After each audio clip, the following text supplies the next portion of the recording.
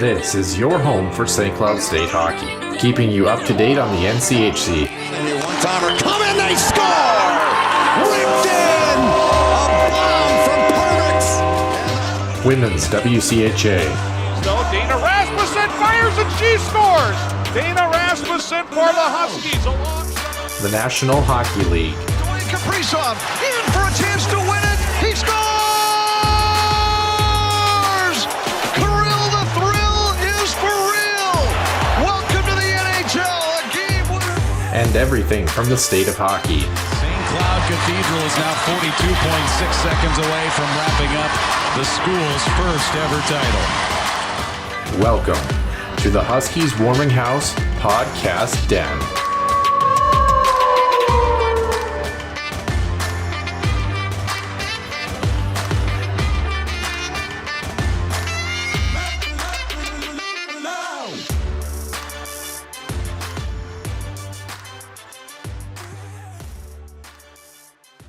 And welcome into the Century Mark, episode number 100 here on the Huskies Warming House podcast. As Nick Maxon just said to me off air, am I supposed to be happy about that? I don't think anybody is, honestly. It's up to you, Nick. But it's kind of funny, I think, at least, that a week after essentially our 2-year anniversary of the show, we are just hitting episode 100. Kind of a cool little look there. We just surpassed 20,000 total audio downloads too. I haven't even looked at the YouTube pieces, so 10,000 those per poor year. people. Those poor people. What are all of you doing with your life? But nonetheless, you're here. You're with us on Sunday here in the middle to late portions of February. We've got some stuff to talk about, as always. Some women's hockey on the docket. They're preparing for the WCHA quarterfinals. Men's hockey, we'll get to that. Yeah. We'll talk some Minnesota Wild as well as some kind of NHL pieces related to some of the fallout, related to maybe some like CBA type things, some luxury tax type things, just kind of a general NHL discussion as to the state of the league, the state of the union, if you will, as we move through. And then our extra ice session, we're going to talk about some Olympic stuff, specifically some women's hockey, and talking about, should women's hockey really be in the Olympics? Ooh, question marks. We'll get to that, obviously, and more as we move through episode 100. And like we have for so many episodes before, we will start with Center Ice View News and Notes and the Huskies Illustrated Weekly Roundup. Center Ice View News and Notes. Center Ice View provides you with the best coverage of St. Cloud State Huskies hockey, from game notes, recaps, photos, and more. Go to centericeview.com.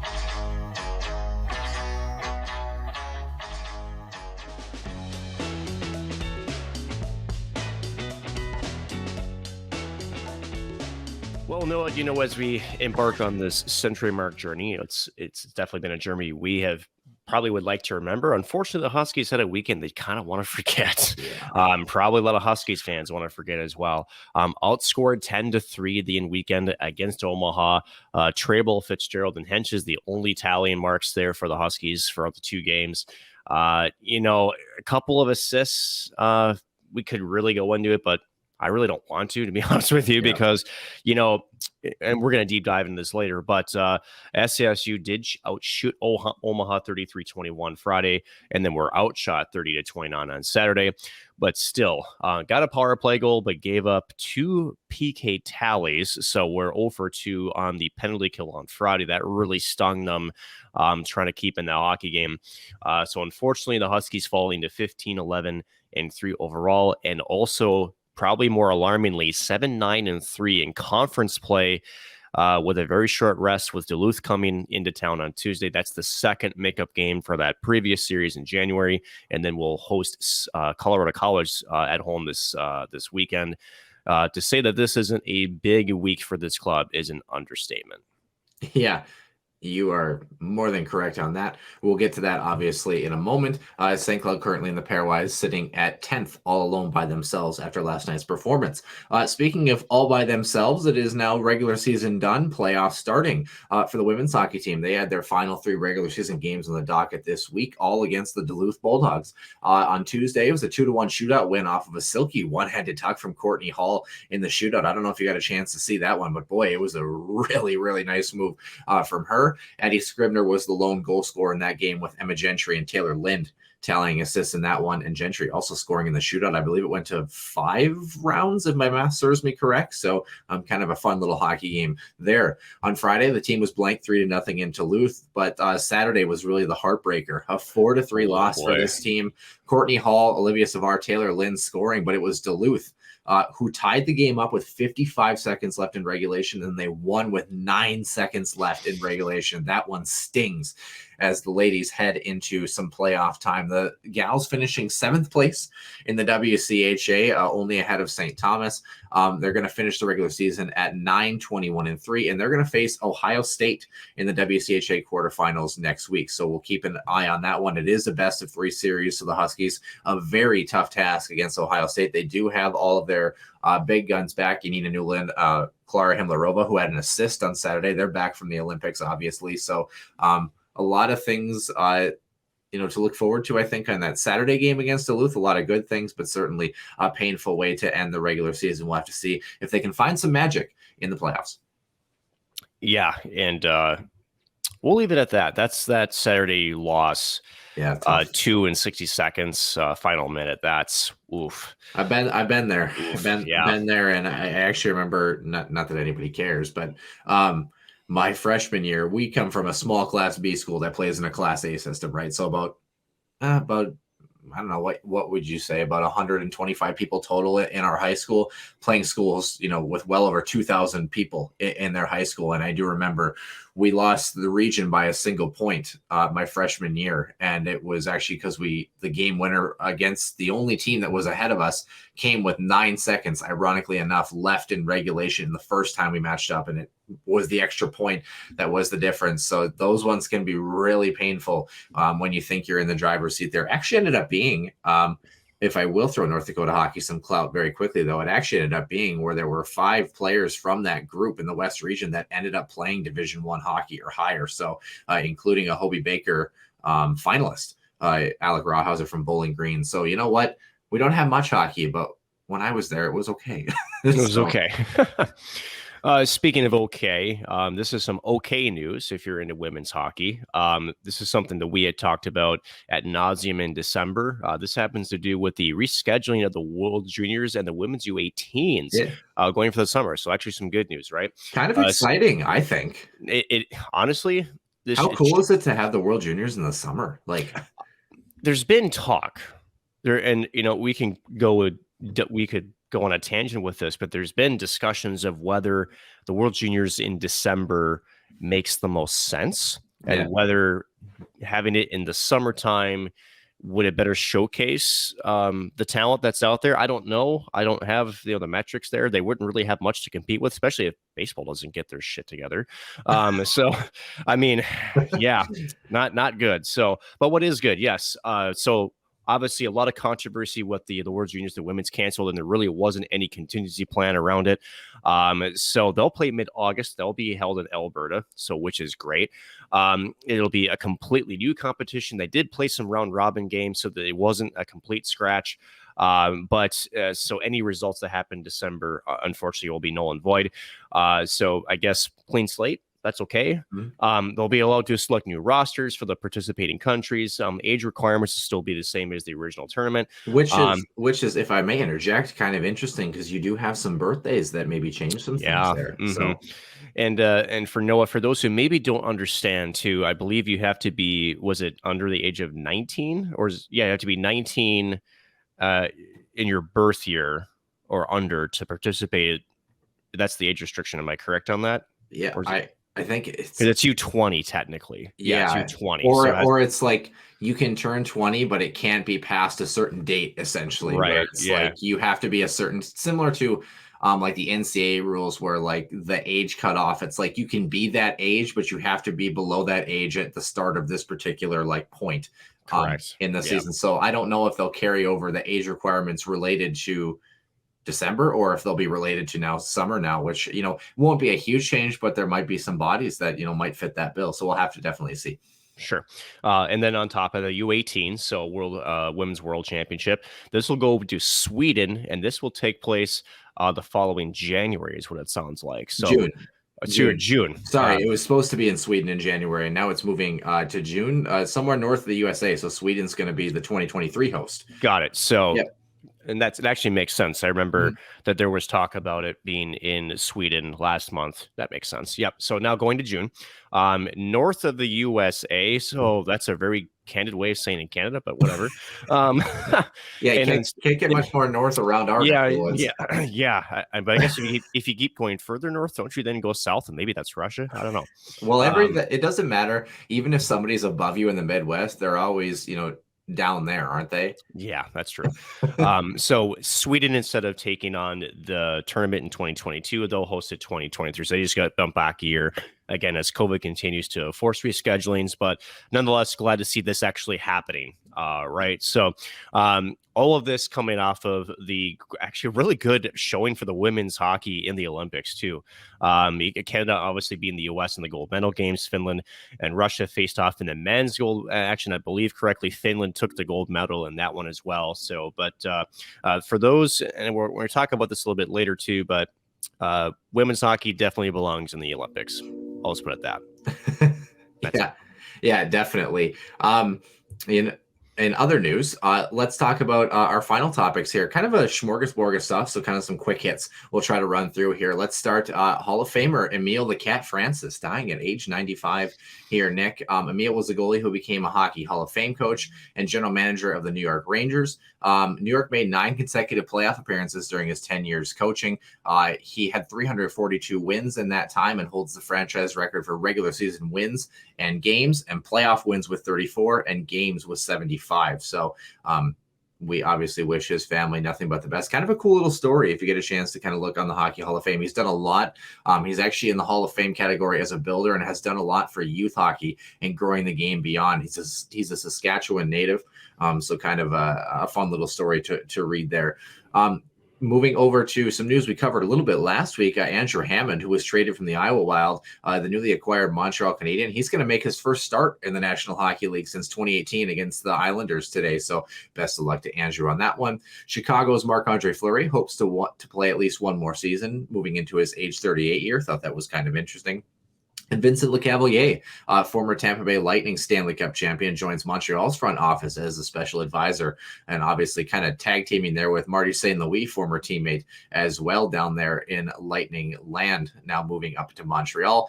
Let's talk more about the Canadiens. They had a trade this week as well, too, dealing forward Tyler Toffoli to Calgary in exchange for a 2022 first-round pick, a 2023 fifth-rounder, prospect Emil Heineman, and forward Tyler Pitlick. So that first rounder is top 10 protected. So if it doesn't convey, the Canadiens will get a 2023 first rounder and a fourth round pick in the following draft in 2024. That's a lot of years and a lot of numbers.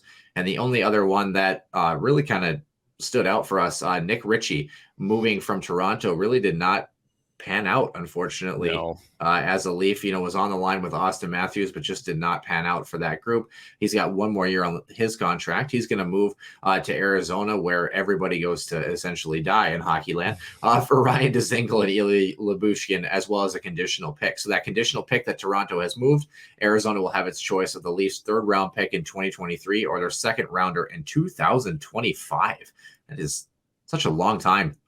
Yeah, a little bit from now. But Nick, I want to get your opinion on this next one. Winnipeg claiming forward Adam Brooks off of waivers. This is the fourth time that the forward has been claimed this season. He's got 11 points in 29 NHL games. But how about this? The Leafs just claimed him on Wednesday off of waivers from the Vegas Golden Knights, who claimed him in November from the Montreal Canadiens, who claimed him the month before in October from guess who? The Toronto Maple Leafs. Yeah, Winnipeg needs some help and size up front. Should Adam Brooks get an apartment? Probably not. No, I think he needs an extended stay room and just rag up the Marriott points or whatever chain that's with. You talk about journeymen in the National Hockey League, right? And how some players just seem to bounce around and they can't seem to find a fit, or more in this case, it's a bit of both, right? Where teams are looking for help. They're looking for help underneath a very difficult cap situation. And unfortunately for a guy like Adam Brooks, who doesn't have the biggest salary, he makes it easier to get moved. And for teams, again, it's tempting to pick up because it's a low risk type move. So you kind of feel for the player because, you're bouncing around. You can't really find stability. But hope that he finds a home in Winnipeg, which they're trying to make a push for that second wildcard spot there in the Western Conference. And yikes, yeah, definitely don't sign a lease just yet, Adam. Just don't. Yeah, that's tough. That's tough. Speaking of signing news, we only have one on the docket right now. Nashville's 32-year-old defenseman Mark Borowiecki signed a 1-year, $900,000 deal. Actually just got suspended for a couple of games a little bit prior. So good to see him ink pen on paper. I always thought he was a pretty steady, reliable defenseman, has really kind of carved out a very unique and interesting career in the National Hockey League. And in injury news, only two on the docket for us. Ben Sherratt missing a couple of games. Hopefully should be returning to action soon for Montreal. Had a lower body ailment. And Edmonton forward Jesse Puljujarvi is going to miss at least a month with a lower body injury during really what was a campaign year for him.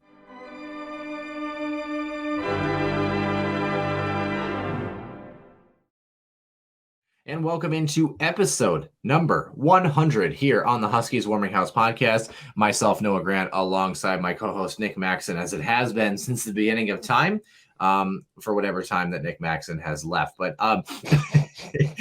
Nick, I welcome you into the show. Well, that's good. Happy to have you here. And I think we should start off the show. We don't have anything special planned except for Caleb Peabody was so nice to write us a 2-line verse just for you, Nick. So why don't we jump into it, shall we? A lot of roses in this one, Nick. Roses are red, violets are blue. If Nick still owes us fouls after 100 episodes, this is so true. Roses are red. Nick is really blue. If he doesn't find his glasses soon, he may miss the broadcast tonight too. Nick, I noticed you're not. I noticed you're not wearing your glasses. It's. I haven't worn them in a while, so I don't know what the hell he's paying attention to. Are you paying attention? That's what all Huskies fans want to know. There's these little inventions called contacts. So I guess I am wearing glasses, but they're just not the lens part, and there's no frame needed. So there you go. You know what? I'm just surprised you finally upgraded from the typewriter this week. That's a. It was an investment. It was a jump into unfamiliar territory. I just don't know what I'm going to do with all the whiteout. Yeah, it was difficult. I mean, we were actually, when we first started the show, we actually had to splice our film reels, and then we moved to VHS. So we've really pulled Nick along as we have moved into episode 100. But Nick, I mean, it's been an incredible journey. I think if we have, a minute or two to kind of mention this, obviously, as we continue to roll through the end of the Husky seasons for both teams respectively, and the Minnesota Wild, obviously, their playoff push to the Stanley Cup as well. It's been a crazy 2 years, man, just after our 2 years anniversary. And I think not only with COVID, but, obviously our show has changed so much. The landscape of hockey has changed so much. And, you're out doing MNCAA as well, too, which is a very exciting thing. And, for better or for worse, I feel like we made a mark on something. I don't know what it was, but I feel like something's there.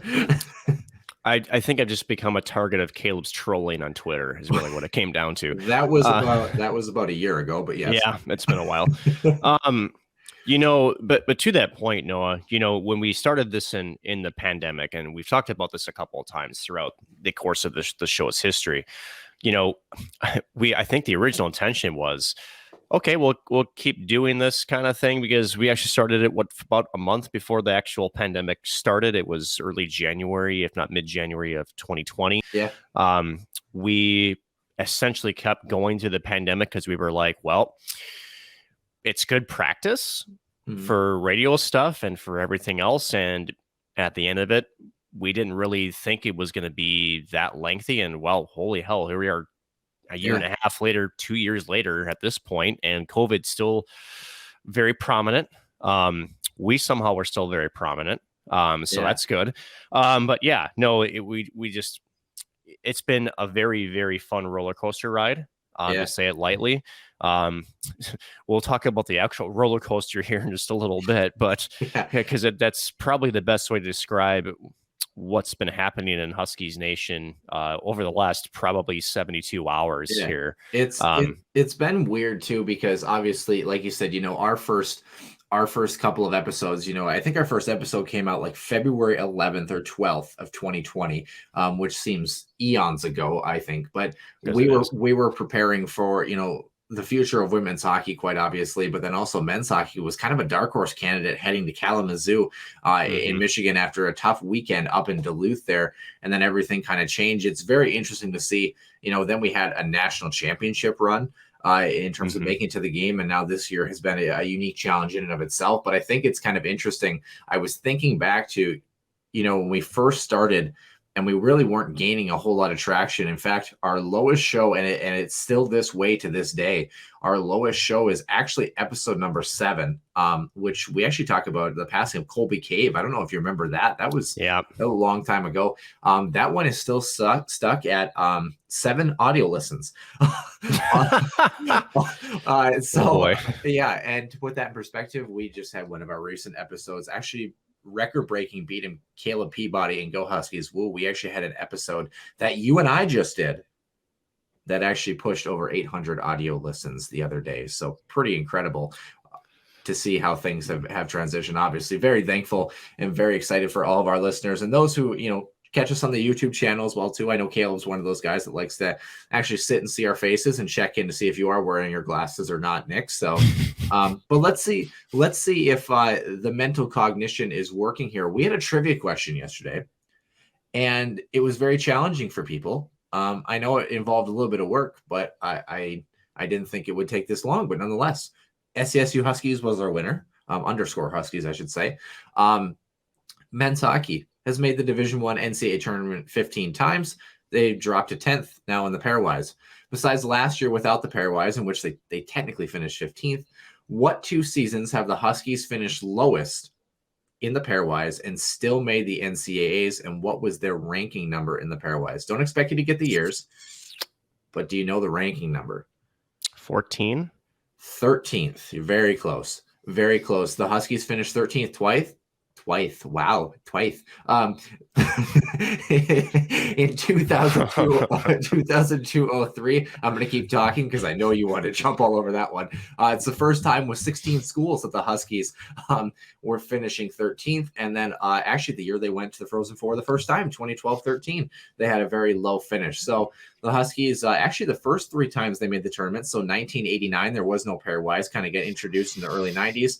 And then in 2000 and 2001, they finished 12th and 5th, and then in 2002, 10th. And those first 3 years of pairwise in which they qualified, there were only 12 teams that actually made the tournament. So kind of an interesting one. So the first year, they were actually the last team that technically made it. So they've had a 6th place finish, 8th, 6th, 13th, 9th, 13th, 12th, 2nd, 1st, and then 15th, obviously last year, if you want to be technical about it. So Nick, men's hockey. Yes.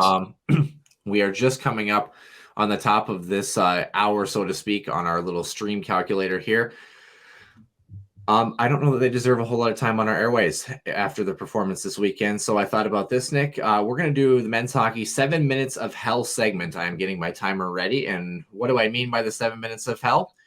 I think that's about the amount of minutes that the Huskies actually had some good hockey over the entire course of this weekend. So we're going to talk for exactly 7 minutes about the men's hockey weekend and what they have to look forward to as they now sit 10th in the pairwise. And we're going to start right now.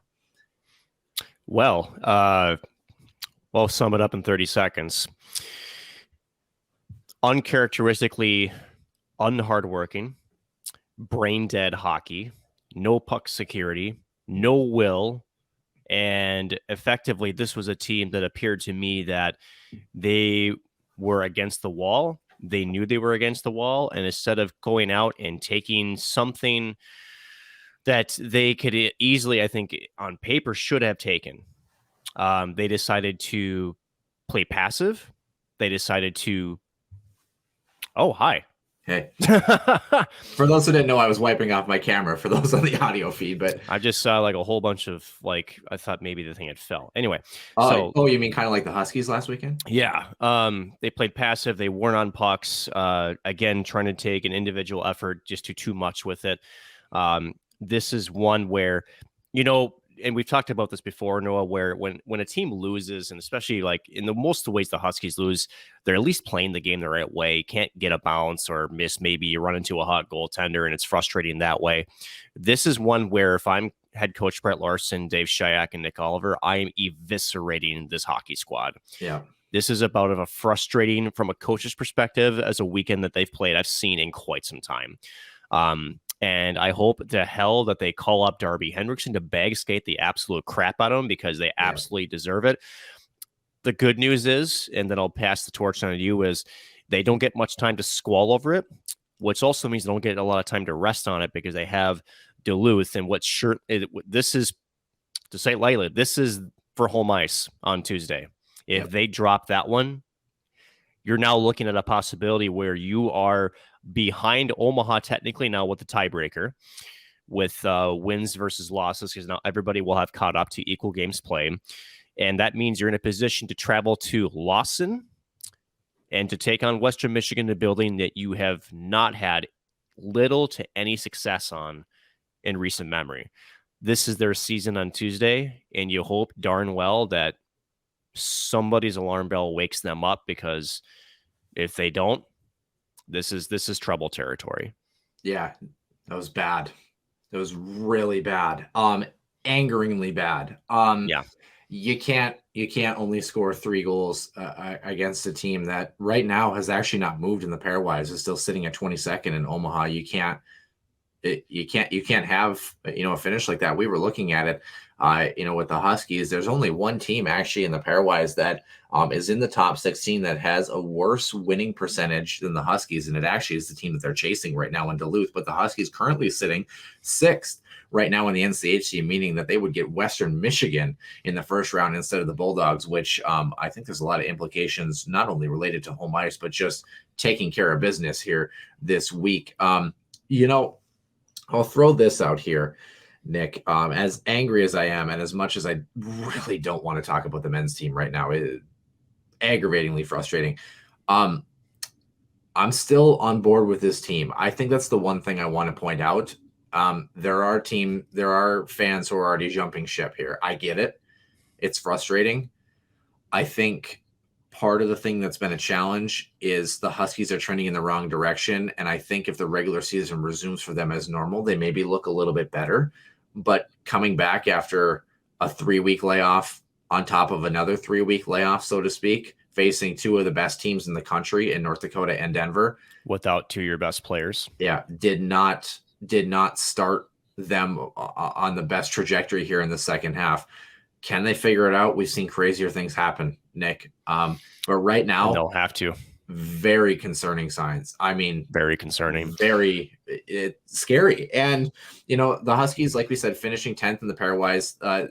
They've got 5 games left. Need at least 3, I would say, at minimum. Yeah, probably at minimum, probably even 4. Probably 4 to keep themselves in an okay spot, depending on where those wins come from. Obviously, only 2 opponents left, CC and Duluth, and they're bookending each other. Duluth is on that end. The Huskies did thank their lucky stars, got a ton of help this weekend. Clarkson losing a big one the other day. And then it was Nodak actually sweeping Duluth. Nodak sweep in Duluth, and then it was Quinnipiac, who sits right behind North Dakota in the pairwise, actually losing a 1-0 game to Harvard. So Harvard and Cornell out east helping the Huskies a tiny bit, I guess. But really, it was North Dakota who has been oddly the savior right now for the Huskies in terms of the weekend, getting both of those wins in regulation against Duluth up at Amsoil. So that was a big victory for Huskies fans. Home ice is not out of the question here, which is shocking to say. I mean, it's not out of the question. However, you talk about 3, if not 4 wins, you're going to need to pick up, if not all 3, but no less than 2 from those head-to-head matchups in Duluth. Mm-hmm. I would almost argue we need all 3 because they're 6-point swings. Honestly, if you think about it. And then to touch on this, Noah, too. Got to get at least a split against CC, which is sadly terrifying to say right now for this club. And here's the setup, though. We talk about North Dakota giving us help immediately. There's also the you call it the ripple effect, or the unintended consequences. That's going to be a pissed off UMD squad as well, coming in on Tuesday. So which means both these teams are going to be pissed. Which unfortunately for the Huskies, we saw that a little bit with Omaha when they got the emotions and they start losing their hockey IQ. And again, Brodzinski took, I think, an undisciplined penalty. I think it was Friday. Again, an offensive zone cross check. Frustrations abound. Donahue has been essentially a liability. Bushy had a terrible game. I thought Jack Peart also looked really, really tough this past weekend, more than he has, again, for still a young freshman defenseman who's got some tools, but still trying to figure things out at the collegiate level. So they're going to have to right the ship fast, or else it's going to be sinking that much quicker. Yeah, very, very, very, very bad. Not a lot of bright spots to look. Huskies have Duluth on Tuesday. Colorado College coming up this weekend. Nick, that is the end. The alarm is off. The alarm bells are ringing. It is panic in the bunker for the St. Cloud State Huskies. And that's all the time that I think they deserve, unfortunately, this week. Moving on to some women's hockey. They are getting ready for the quarterfinals, like we had mentioned. At number 7, St. Cloud State facing number 2, Ohio State. This one's going to be at the OSU Ice Rink in Columbus, Ohio. So game 1's going to be this upcoming Friday, February 25th. That one's going to be 5 p.m. Central Time. Game 2 is going to be the following Saturday at 2 o'clock. And then, if necessary, game 3 on that Sunday, also at 2 o'clock Central Time there for fans. Yeah. And speaking of women's hockey, I think we're missing an elephant in the room. And I bring this up because not a lot of time spent on the men's, but I do think there's an important question for the women's. With Saturday's loss, in the fashion that they lost, and this is not unheard of this season. They have actually carried multiple third period leads to see them disintegrate. And I think we're at that time where I think the discussion needs to be had. And, is Steve McDonald part of the squad next year? Yeah, saw this one coming. I actually went and did some calculations to see some historical trends, to see where St. Cloud has been historically in terms of, so the Huskies right now, like we had mentioned, moving in their record to 9-21-3 on the season, right? In the early years, so St. Cloud State women's hockey, their first season was 99-2000, right? So it's been 21 or 22 seasons. I can't remember. I think it's 22. Now, if you include this year, 13 times has St. Cloud State women's hockey won at least 9 or more games in its history. Okay. And a lot of those came in the 2000s. So from 99-2000 to about 2009, I had a couple of really good seasons. I mean, there were some seasons where they were a pretty dominant team in the WCHA for a while, which is kind of interesting. A couple of decent seasons under Eric Rude. And then since the team that has been inherited by Steve McDonald, this is, if I'm not mistaken, I think this is actually the most wins that a team under his helm has had, because it was 6 wins a couple of years ago. And it was the one year that you and I were both there, they finished with like 4 total wins. I think. Yeah, it was not good. They had like 2 total WCHA wins. Their last win was like a 1-0 finish or something against Mankato. So yeah, like you mentioned, the quarterfinals and the WCHA final faceoff, should the Huskies find some magic the following weekend against March 5th, that could spell the end, for Steve McDonald's tenure. I'm torn. And not because I like Steve as a guy. Steve's been fantastic to us, obviously, and as have Molly and Janelle. I'm torn because I go back to the question, is it a coaching issue, or is it Eric Rude left with the personnel that was there, with the players that were there, and they haven't been able to find players and recruit, that game-breaking superstar that has kind of been able to kind of solidify that ship, that puck-moving defenseman, that natural goal scorer. Part of that comes down to, when you don't have success at the Division I level, especially in the WCHA, where do all the good players go, Nick? They go to Wisconsin, they go to Minnesota, they go to Ohio State. They're not coming to St. Cloud State, which obviously makes it an uphill challenge. I think Molly and Janelle are probably a little bit heavier on the recruiting side than Steve is. That's kind of by nature. Same on the men's side, with Brett Larson, Dave Shayak, Nick Oliver as well. But I can see it going either way. My question is, does a coaching change really change things? Will it change things? And the second question is, if you believe it will change things, who in your mind is the person who is ready to jump in and take charge and be able to turn a rebuilding team into a legitimate contender, similar to what maybe Ohio State or Duluth have done in recent years for their women's program? So there's two facets of coaching, right? There's the game itself, which, there's no question Steve knows the game. He's been around the game a long time, right? Then there's the player, and then there's the person. We're seeing this even here in Minnesota with the Minnesota Vikings, with their recent hire. It's, does the coach have the ability to communicate and connect with their players as people? Does that coach show that they care? Does the coach know how to read the room? And what I mean by that is, for those who've obviously played sports, it's like, you're out there as a quarterback. You make a bad pass that gets picked off. You know it, right? Yeah. Does the coach let it just dwell? Like, you understand that you can see it on the kid's face. I can see his head's down. He knew he missed the read, or he missed the defender that was coming across. And I'll let that one be for a few minutes. We'll talk about it later, kind of thing, right? Yeah. Or does the coach go over and say, dude, what the blank are you doing? Defender was there the whole time. Yeah. And this is, I've talked about this at too, and this was the what killed Mike Yeo. Mike Yeo is a fantastic head coach. To me, obviously not the greatest Roman Philly, but the one issue he has is he's kind of got that old school, please do it this way. This is the way I want it done. Do it, or we're not going to be a good team. He's got that kind of commando type presence. He's, as we would say in the biz, he's not a player's coach. Right. And I want to ask Nick, as you continue on your point, I was looking back again historically, some of the most successful teams that this Huskies program has had have been commanded. The head coach has been female. Does that make a difference? Yes or no?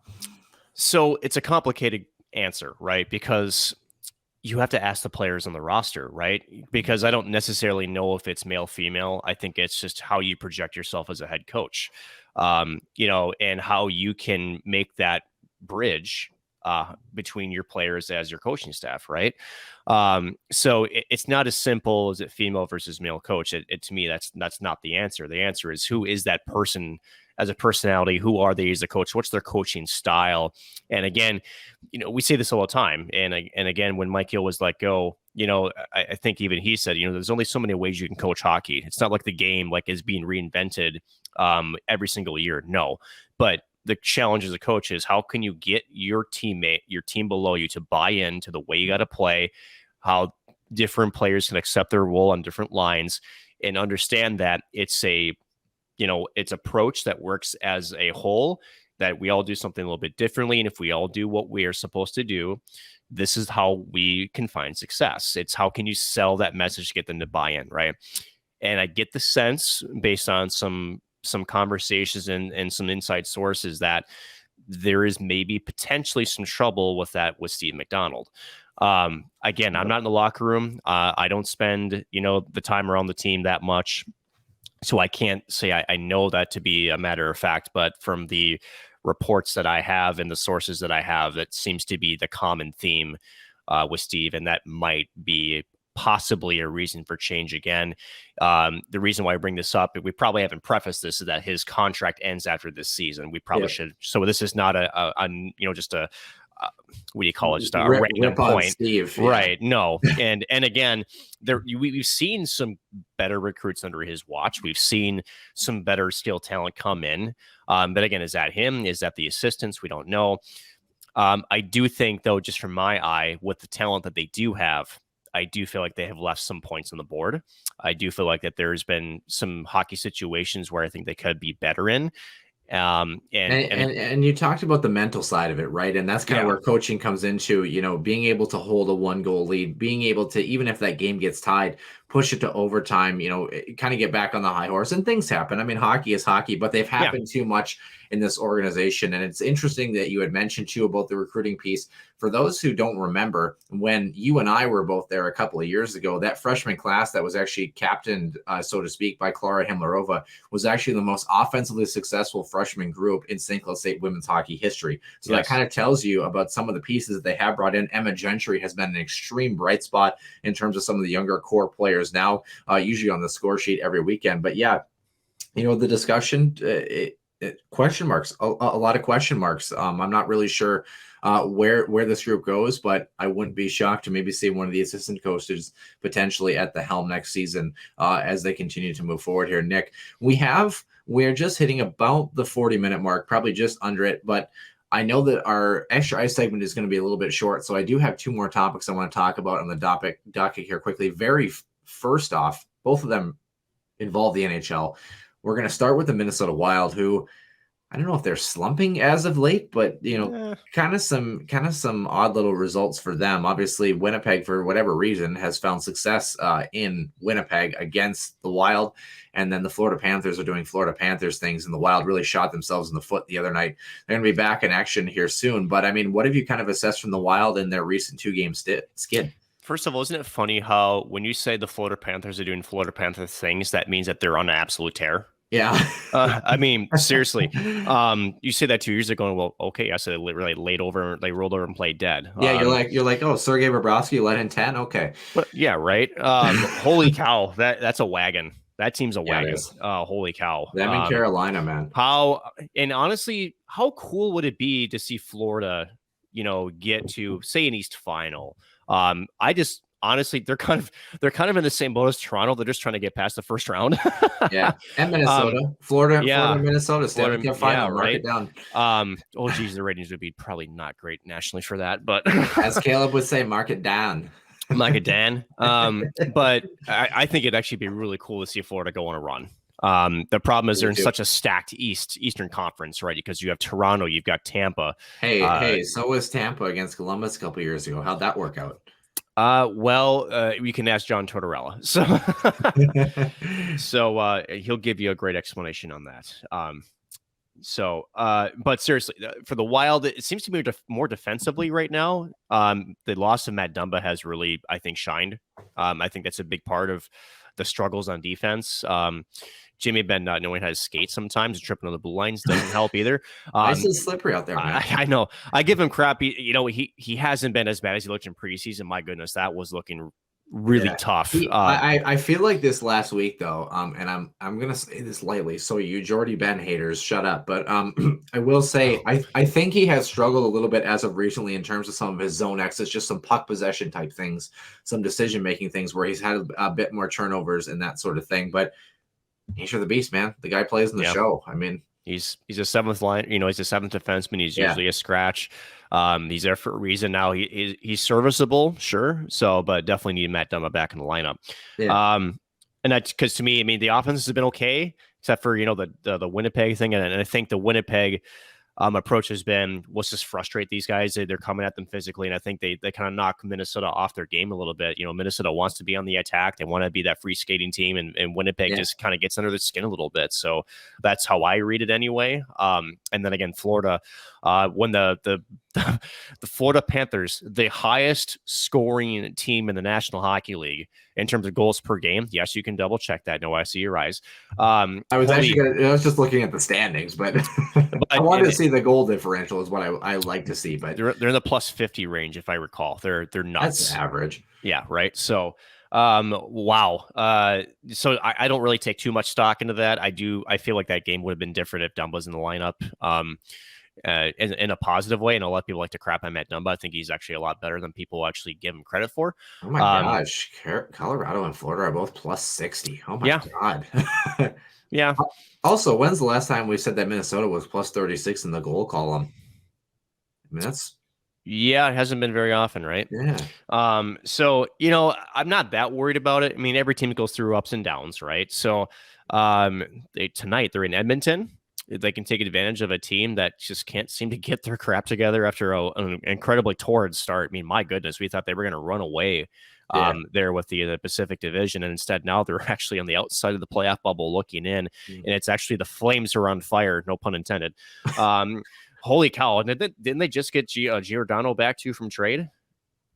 That's not a quality question. Actually, no. I don't think so. They got Tyler Toffoli. They got Toffoli, I remember that. But, you know what? It was you're right, no, because they just played Seattle. And it was first time back in Calgary. Yeah, Nick, you're not allowed to just take people from the other team. It's kind of illegal. I tried though. No. It's interesting though, the Wild season. I think first place is probably out of reach for this club. We got a lot of hockey left though. I will say that. But the Wild Colorado is kind of sneaking away there at the top of the pack in the Central Division. But that's fine.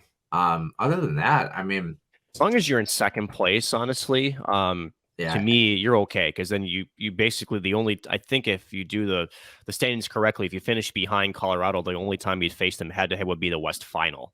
Yeah. Well, let's take a look at some wild card stuff. Actually, Minnesota technically in third right now because they have 3 less games played right now. But it'd be Minnesota and the Blues matching up in the first round, and then it would be Colorado getting I believe Los Angeles now. Or potentially Anaheim. So LA and Nashville are kind of in that mix there. Somehow the Dallas Stars are still alive. I don't know how, but they're by proxy. They are 7-3 actually in their last 10. So the Stars have kind of turned it around and moved in the right direction. But Minnesota 7-3 as well in their last 10. So I think they've lost their last 2. We'll have to see how they can kind of respond. I think a little bit. Fine. They are doing much better than the men's team of St. Cloud. But speaking of things that aren't doing so well in our last kind of 5 minutes of the regular portion of the show, Nick, the Arizona Coyotes continue to be a dumpster fire. And never been extinguished. Yeah, let's get right to the point here. First of all, do you believe that the shared revenue for hockey related revenue that goes amongst the all 32 teams, do you think now with moving to ASU, should Arizona be exempt from this and kind of be on their own and kind of have to fend for themselves a little bit here, or should they still be a part of the current CBA as noted? So here's what's funny. That still isn't technically done yet. Technically. Yeah. It really isn't. So just because they've entered an agreement, and this point often gets lost, right? Yes, the agreement's there between the NHL and the Arizona State. That's done. However, that is predicated on the approval of the Tempe Arena development project. So say next 2 months, Tempe comes back and says, we've rejected your offer. Do you really think they're still going to be there? No, I don't. That's because they got rejected to hand it to the moon, but it's probably a better fitting place. I heard their arena's better up there too. So probably more fans. Yeah, probably. But honestly, still, there's a lot that has to happen for this sort of temporary home to actually take place. And to the point, let's just assume it does for the sake of argument, because we're talking about hockey related revenue sharing. For those of folks who are NHL or don't know, so basically a portion of ticket sales, merchandise sales, all go into a pool for the NHL, then it gets divided up into all 32 NHL teams. Effectively, the arguments from other owners is, how in the hell is it that you're going to generate revenue to the level that we are in an 18,000 seat stadium when you're only going to have, at some reports, it may be as low as 3,200 seats in ASU after the remodeling. Think about that. If ASU has sellout crowds and they fit 3,200, it would take potentially 6 hockey games to match 1 game at the Bell Center. Right. So, and you kind of wonder what the ticket prices are going to be. Yeah. Right. I mean, because you simple supply and demand says they'll go up, but is there a demand for Arizona hockey at that level? I don't know. I think in the beginning, I think there will be, but if they continue to suck, then I think the appeal, the allure of the oddity will detract. That's true. It's not like they're playing at ASU for 1 season and it's like, okay, small band-aid, kind of a quirky little oddity. Like their contract is 3 years with an option for a fourth. Right. Yeah. So again, we're still not even fully planned in motion yet. So because imagine Tempe, and again, Tempe rejects. We're at a much different conversation. We're at a different conversation, which is, I think Gary Bettman finally has to swallow his pride and say, this team is on the move. 100%. Yeah. This is their last chance to stay in Arizona. There's no question about that. Yeah. Now, it's good that they have a sort of a lifeline that, while they're building a stadium, if approved, they have a place to play. That's cool. But that's step 2. We're not past step 1 yet. And I think we have to understand and remember that, step 2 can happen unless you check off step 1. But if I'm an owner, let's say a big market, I'm not going to name a certain team in Illinois because they continue just to self-implode. But how about larger markets like New York, especially? How about Los Angeles? They're big markets. They're essentially supporting Arizona with the revenue that it generates. So if I'm an owner and a portion of my sales are going to fund a team that's in a 4,000 seat stadium, I'm not very happy about that. And again, we're still on the waiting docket. Honestly, we're still waiting for this whole thing to take place. Honestly, you can't say yes or no. They have to, or else Arizona just folds by a measure of economics. So yeah. Speaking of economics, Nick, the last little kind of point I want to ask you, because I know you have probably much better insight into this than I do, which isn't saying much. But speaking of things that have yet to be decided, question marks about the luxury tax, similar to, I believe, the NBA, I think, is the league that uses that. Is a luxury tax maybe a more appropriate discussion with all the things that are going on with Arizona for teams on the other side that are able to do these things?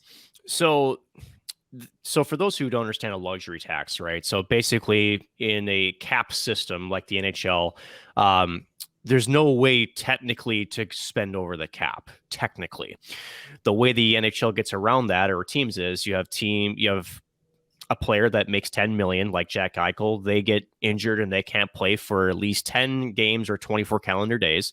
They get placed in long-term injury reserve. And so what the NHL says is, hey, that 10 million that would be in Jack Eichel's place, you can add contracts up to that player's contract amount, so that way you can put a team on the ice effectively. What has happened is, in this case of Tampa, in the case of, Vegas is going to have to do this. They've found ways to use LTI and LTIR to effectively circumvent the cap, even though it technically, And it's funny too that the Athletic actually did a piece about asking some of other NHL execs about what they thought about that, and they're like, we kind of accepted. I mean, we all agreed on the CBA, and they're like, that could be us someday, and they don't feel like teams are circumventing it, so to speak, because you're still hurting your franchise by losing another player. And I think teams just kind of accept that it's the reality, but they're taking advantage of the CBA as written. So I don't think a lot of NHL teams are freaking out about it, but fans, you know how even keel they are. So the fans have something that is a little bit misinterpreted. That is, you can just place anybody in LTIR. They can stay there as long as they want. No, everything is doctor certified. So you have to actually have a medical exam to be placed in LTIR. You get regular medical exams on checkups when you are on LTIR to essentially either extend or say, no, this player is cleared to play. So now, could we have the discussion of whether there's maybe, I don't know if it's like a clean across the board independent review of those. I think it's just the team doctors that make that determination now. Maybe that's one thing the CBA could look at, is maybe it's an independent, like, NHL arbitrator that does those exams to prevent that kind of thing. But either way, what we're seeing is that there are teams or owners, I should say, that have money that want to spend more over the cap. And essentially what a luxury tax would do would be, like, say, a certain range. Let's say it's $5 million over the cap. They get taxed a certain percentage. If they go over that, they tax at a higher percentage. That percentage of luxury tax goes into the shared revenue and gets distributed amongst other teams, which in theory means you're funding your enemy. Yeah. In essence. And so I think there's got to be a hybrid system. I think you have to have, I think a luxury tax actually makes sense for two reasons. One, the NHL might be forced to, just with the way that escrow is, one. Two, there's so many teams that are up against the cap that's partly why LTI and LTR are being used the way they are, is that teams are finding a way to try to keep their own players. And that's the biggest argument for luxury tax, aka Minnesota Wild Kirill Kaprizov. At some point, if he continues to play this way, he's going to cost you a lot more than $9 million a year. He's going to ask somewhere in the $12 to $13 million a year range, right? Yeah. The cap goes up and is adjusted by team valuations. So if it's not going up very much, so to speak, then that means that player you spent time to draft, that thing you spent time to develop, you wait 5 years to sign them, you get him to a big boy contract, you burn a year's contract just to get him in. All of a sudden, because of cap implications, you have to let him go. That's the biggest argument from the fans' perspective and also from GM's perspectives. I think it makes sense. I think there is a conversation to be had about luxury tax. The NHL has stoutly rejected the luxury tax, and this actually has been in CBA negotiations all the way to 0405. Yeah.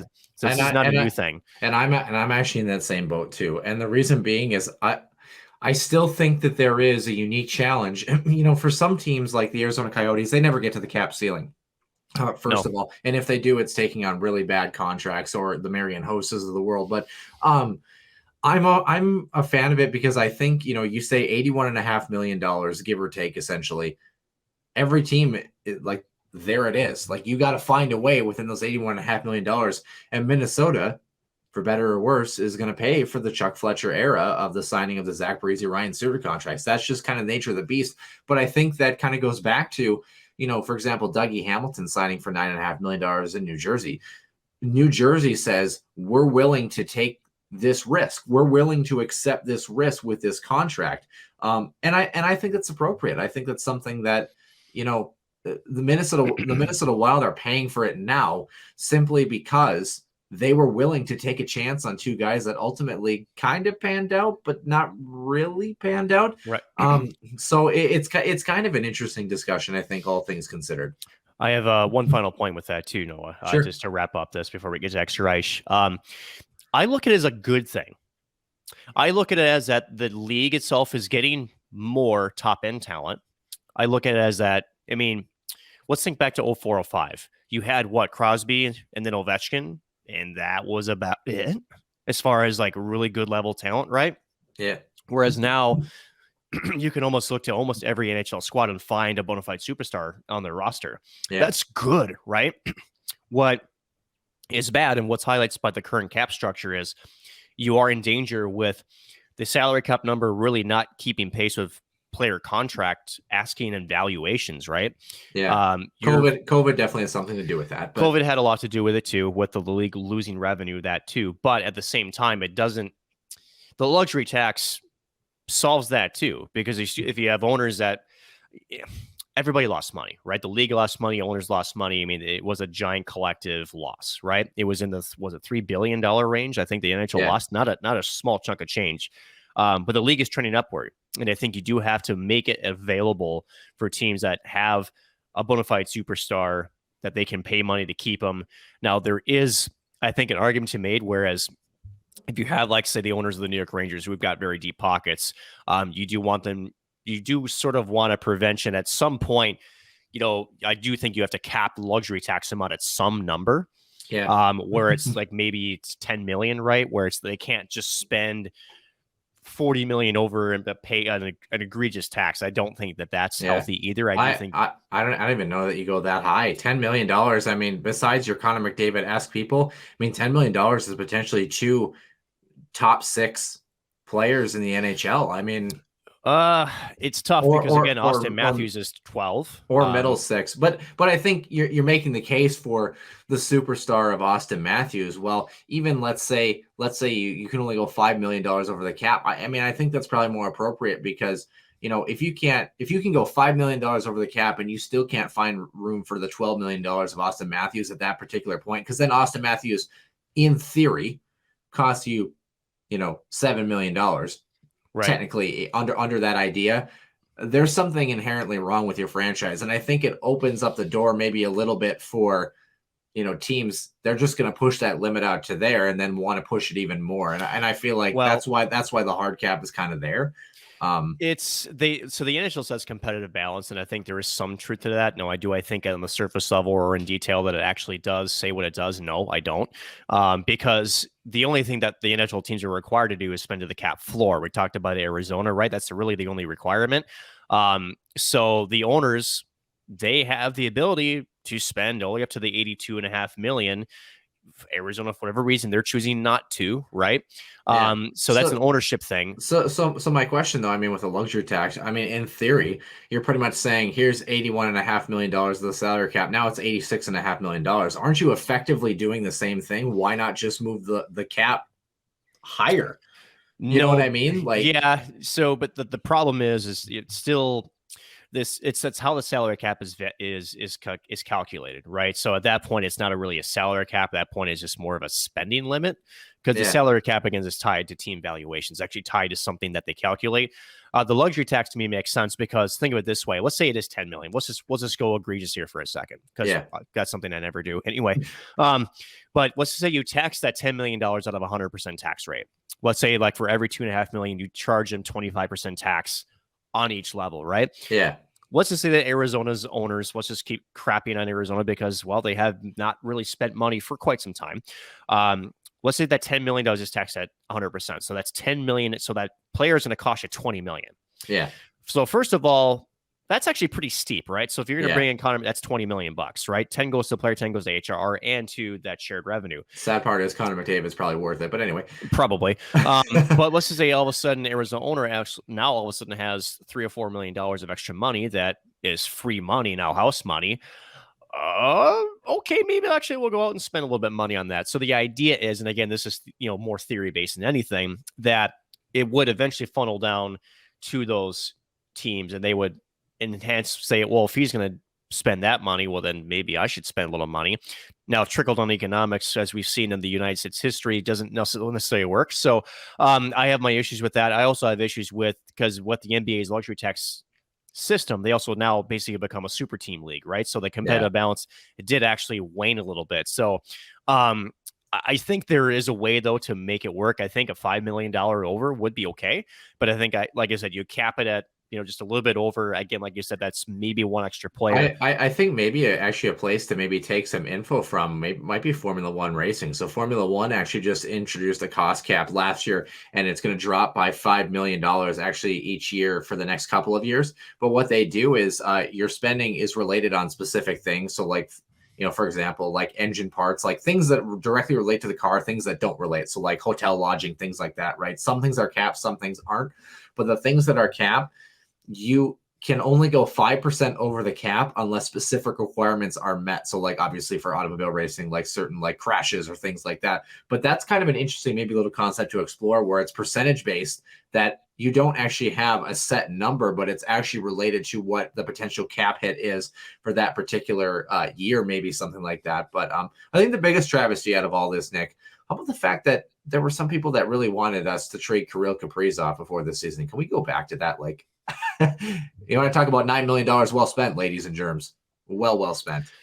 It's funny how sports fans' emotions, especially in the Twin Cities market, because there just never been success sustained. There just hasn't been. And you end up becoming your own worst enemy, right? You almost become like you're the everybody panic 2.0. So, I mean, seriously though, because at the end of it, you start finding ways to say, well, we're not going to keep this player anyway. He's going to cost us too much. So why sign him? Why just not just trade him while he's got a high value? Nick, no. Why get up in the morning? Well, at my age, every time you wake up is a good thing. So I don't know.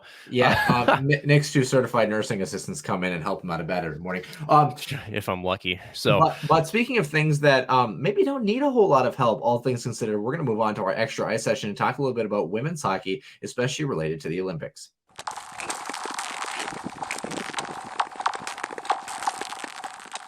Welcome into the extra ice session for episode number 100 here on the Huskies Warming House podcast. You forgot, didn't you?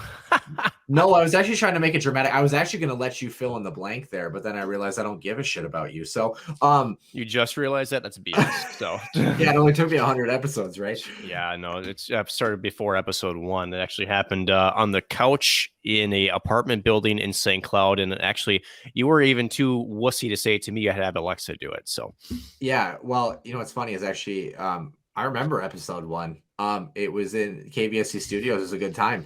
I've actually only Technically, that was episode 2, because you remember episode 1, we actually filmed it with cameras and a 3-camera shot, and actually one of the what now is essentially a luxury suite there over the opponent's net. Yeah, it's kind of wild how that ended up, and boy, would that have been a lot of work. But it was Alexi, just for that one episode. My God. Yeah, it meant 100 episodes of that, we'd be dead by now. The 8 o'clock start is challenging enough, but one location that probably doesn't need a lot of help in terms of a jump starting things is actually women's hockey in the Olympics. And kind of intriguing, there was an article written a couple of weeks ago. I forget who it was by, but it was essentially saying that, why is women's hockey in the Olympics, right? It's only going to be US versus Canada. There's not enough parity beyond those two teams. And maybe there's an argument to the parity piece a little bit, but there's a deeper discussion that we're obviously... That's called a surface argument. Yeah, sure. Definitely. And we're going to jump into that. But I want to talk about, how exciting is this, right? That game, 2.89 million viewers on NBCSN and 3.7 million across all platforms. It is the second highest most viewed hockey game, so to speak, since 2019, both women's or men's in any capacity on any level. That's NHL games, international games, whatever you want to call it. Very exciting. I thought the U.S. was the better team in that hockey game, but you can't go down 3-0. Really kind of shot themselves in the foot, unfortunately, and weren't able to claw back in that victory for Canada to win gold there. But Nick, let's start with that ultimate question, that surface level argument. I think to give any credence to anything, yes, there is a parity disparity. I think it's fair to say that the U.S. and Canada, their programs are a level above a lot of the other programs internationally, but that's about all I'll give to that credence. And I think that gap is closing very rapidly in terms of international hockey. Why in the world do you think a writer would make this statement that let's say even there isn't parity? Let's say the U.S. and Canada are light years, eons away above these other two teams. Why would you ever remove it from the Olympics? It seems like whoever wrote this has never seen a hockey game in their life, because especially the U.S.-Canada women's games are some of the most entertaining hockey must watch every 4 years. So for those who don't know, this is actually a piece by the Toronto Star, and it was columnist Rosie DiMano who actually wrote this piece. So her argument essentially is, because this isn't a competition, she goes, this is just domination by two teams by everybody else for a week and a half. So her argument is, why watch something when we already know the outcome? That's her argument. Well, this is the Toronto Star, which has never had controversial topics like Phil Kessel or anything like that. So let's break this down, right? So to a point, I see her argument.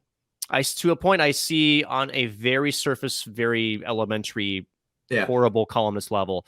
I'm calling her out a little bit. Yes. I see her point. I see, whereas, the Olympics is supposed to be about teams that are tightly contested, and, this is supposed to be where every team has got a chance. This isn't the LHL.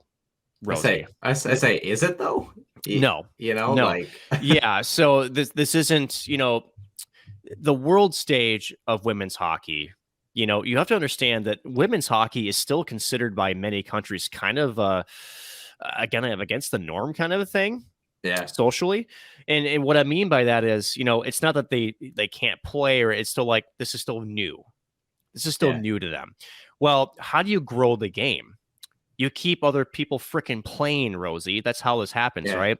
So these are part of growing pains.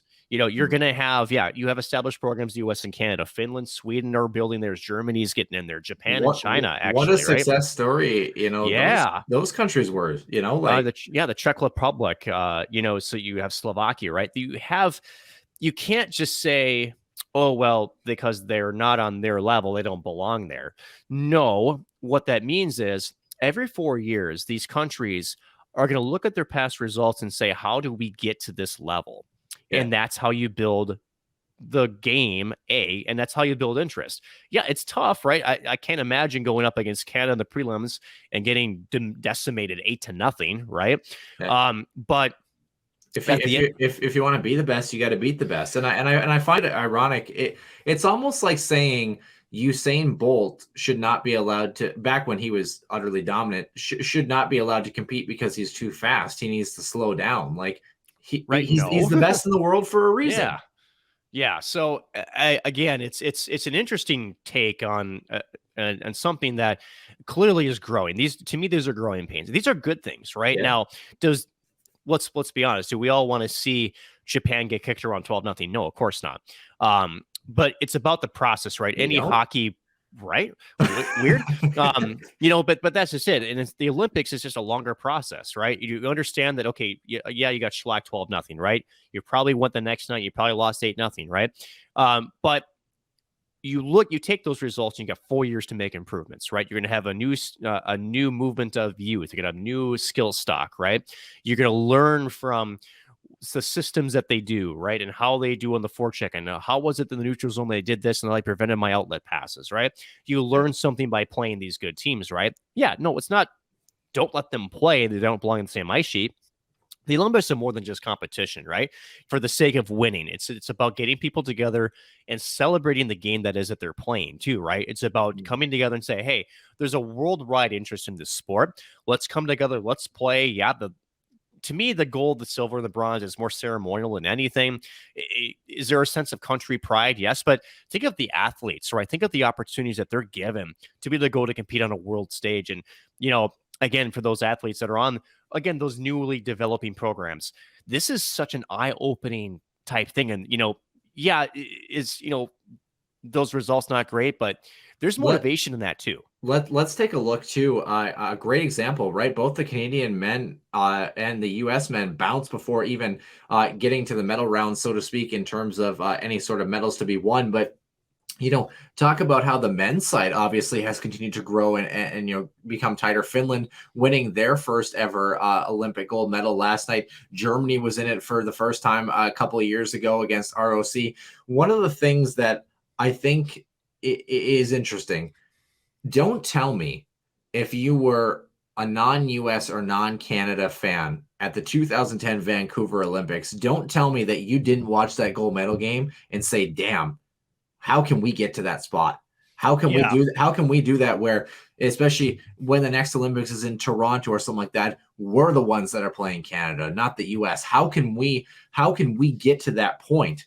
And be that team to beat and give Canada or the U.S. these quote unquote powerhouses a run for their money. I think men's hockey is the example of what women's hockey will hopefully be a couple years down the line, where they've accelerated or been the first to the process in some senses of really closing that gap, because so many countries have gotten involved and invested in it.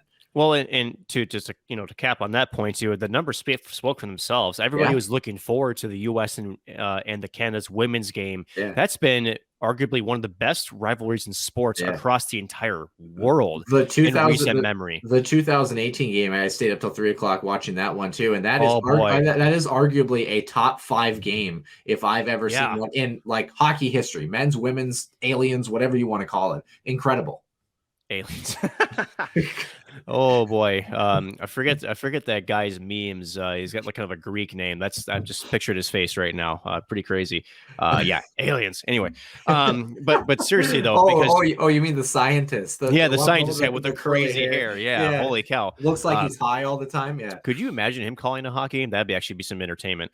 On a side note, but I mean, you think about that game, the women's game. I mean, even when those two do like their yearly sort of almost like those little tournaments too, when they're in St. Paul, I mean, that game's sold out. Yeah. That game is sold out. That's a heck of a sporting event. It's not just a hockey game. That's a sporting event that people gravitate to. Yeah. The fact that it beat any NHL game, I mean, come on. Gary Bettman, what are you doing, buddy? And also, going back to the country pride thing, the other piece too is regardless of the sport, not even just hockey, I think Canadians obviously have probably a little bit more of an emotional attachment to anything with a puck and a hockey stick, but it's still U.S. versus Canada, man. Like Like, let's go. Yeah, It could be basketball. It could be the biathlon, which is one of my favorite events of all time, by the way. But like, dude, it's country versus country, and it's a sport that's unique to a lot of people. And think about that. Again, you go back, how many people in China 10 years ago were like, yeah, I want to play hockey. How many people say it now? I bet you that number has really grown. And that's all in part to the international play, the ability, like you talked about, some of the Chinese players able to come over and check out Ritter Arena and those sorts of things. And they trained. Yeah. They trained. Getting to mingle with American and Canadian players. Like hockey is for everyone, no matter what the NHL demonstrator says. Hockey should be for everyone is probably what I'm trying to say. And let's continue to grow the game like that. Well, and that's the part that gets missed too. And I'm glad you brought up that, because what was it, 1 or 2 episodes ago where I talked about the Chinese national team that spent the summer here in Canada. People forget that the process of getting to the Olympics, right? They're coming over here, they're learning from us, right? So forget the scoreboard, forget the on-ice results. We know that there's some ways for these programs to go, right? But they're not just sitting in Beijing and granted, that country, if I understand from the leader that I talked to, they only have 4 ice sheets in the entire country. That's it. Yeah. So part of them coming over here was they needed the ice time. They trained up with the super rink structure in Blaine. Again, just worldwide renowned for producing many great hockey talents in Blaine, especially if your last name is Brodzinski. Anyways, but seriously, that's the sort of camaraderie that's happening behind the scenes before the Olympic torch is even lit, right? It's that interest in the game. Those countries that are well-established programs are helping out these countries that are new to it. They're saying, hey, this is what we're doing, learn this. And it doesn't happen overnight, right? But if you can continue to keep that interest there, they'll build interest, and therefore you grow the game. That's how this happens. Yep. So again, I don't know.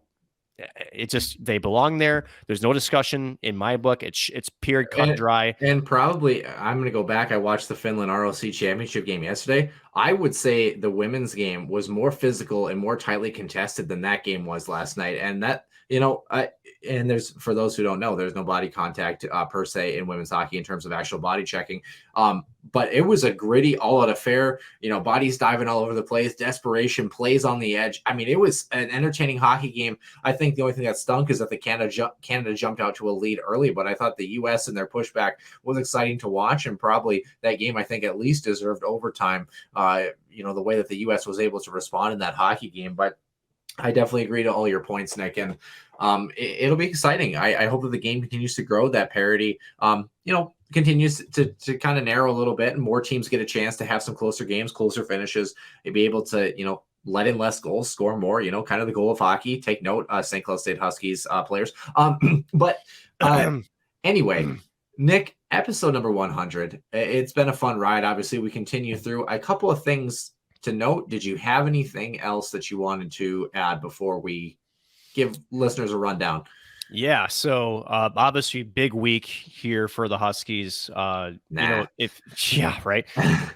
So, and even us for Husky Productions, right, our Fox 9 crew, this is our last week of permanent, like for sure, scheduled broadcast. Now, if St. Cloud can find a way to turn things around, right, and they can somehow sneak into that 4th spot, which is still not that far away, and you have opportunities against the team that's you're chasing, right, to be able to earn that, we potentially would have 2, if not 3 more added as first round broadcasts.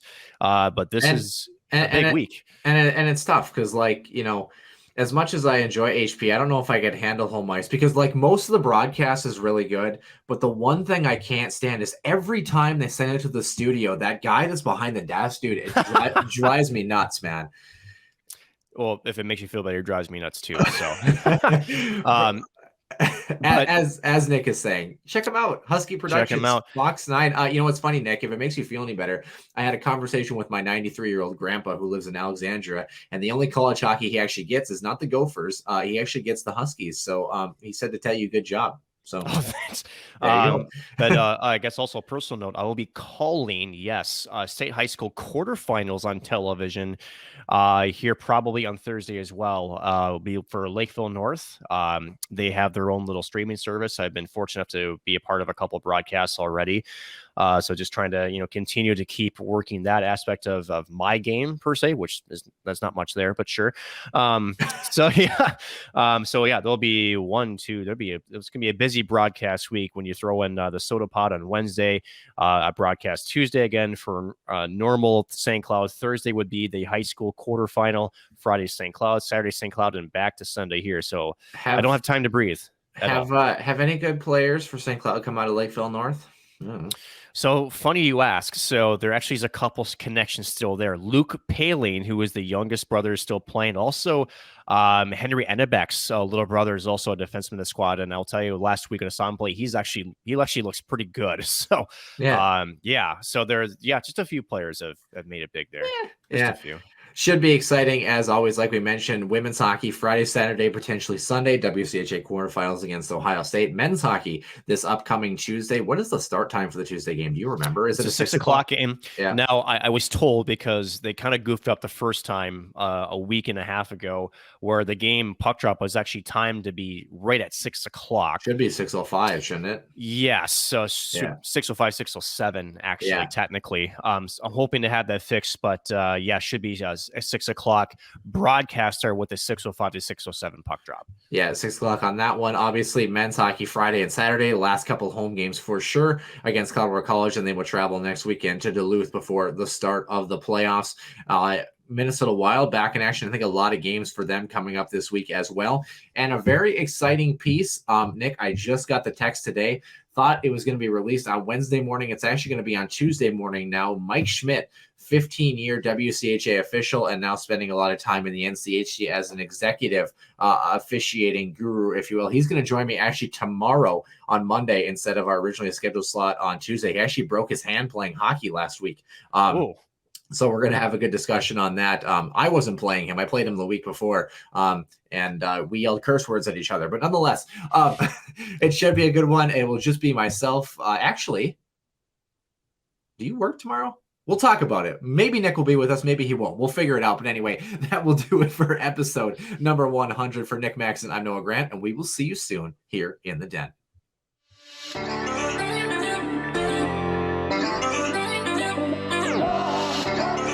One-timer, come in, they score! Ripped in! A bomb from Pervix! So Dana Rasmussen fires and she scores!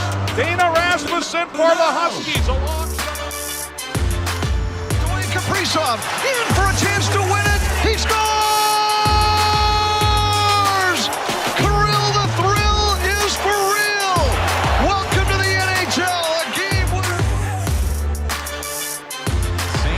Cathedral is now 42.6 seconds away from wrapping up the school's first ever title.